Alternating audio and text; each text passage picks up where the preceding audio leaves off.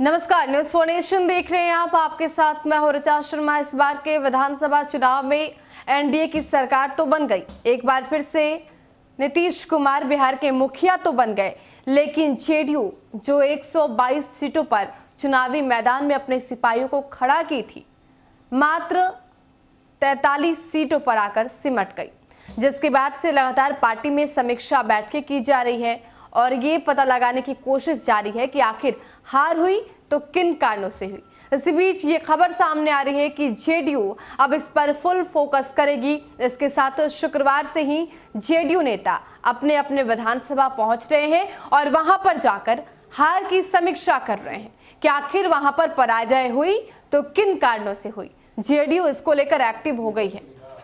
विधानसभा चुनाव 2020 में अप्रत्याशित रूप से 72 सीटों पर मिली पराजय के कारणों का माइक्रो लेवल पर पता लगाने के लिए जेडीयू के नेता शुक्रवार से विधानसभा क्षेत्रों में निकल रहे हैं। पार्टी अध्यक्ष नीतीश कुमार द्वारा प्रदेश इकाई को इसकी समीक्षा करने का आदेश दिया गया था। 12 से 22 दिसंबर तक जदयू के सभी क्षेत्रीय प्रभारी अपने अपने प्रभार वाले विधानसभा क्षेत्रों में जा रहे हैं और बूथवार पार्टी प्रत्याशियों को मिले वोटों की समीक्षा कर रहे हैं। साथ ही ये भी पता लगाया जा रहा है कि पार्टी प्रत्याशियों को क्यों कम वोट मिले और हार क्यों झेलनी पड़ी। इसी 8 तारीख को जदयू के प्रदेश मुख्यालय में पार्टी महासचिव आरसीपी सिंह की मौजूदगी में सभी क्षेत्रीय संगठन प्रभारियों की बैठक हुई थी।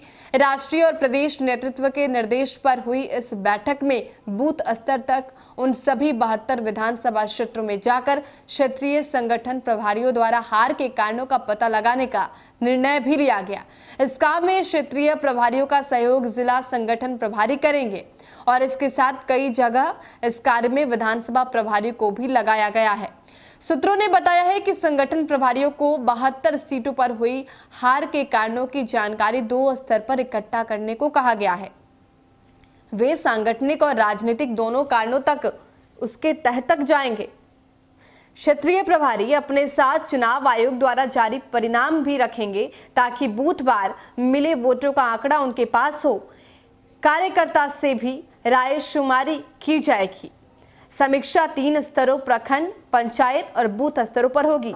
प्रदेश अध्यक्ष और सचिव के साथ ही अन्य प्रमुख नेताओं से भी फीडबैक लिया जाएगा।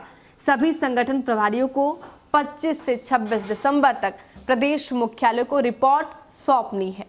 पराजित प्रत्याशियों को जो रिपोर्ट मिल रही है उसी रिपोर्ट के आधार पर आगे की परिकल्पना की जाएगी।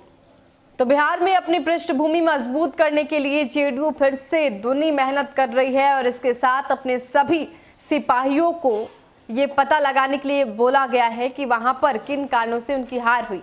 एक रिपोर्ट कार्ड बनाना है।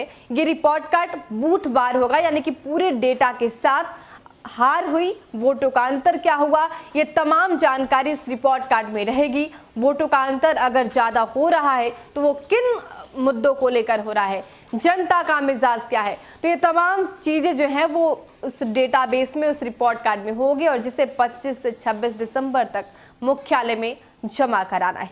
उसके आधार पर आगे की रणनीति बनाई जाएगी। फिलहाल के लिए इतना ही। बने रहे हमारे साथ और देखते रहे न्यूज़ फॉर नेशन। नमस्कार।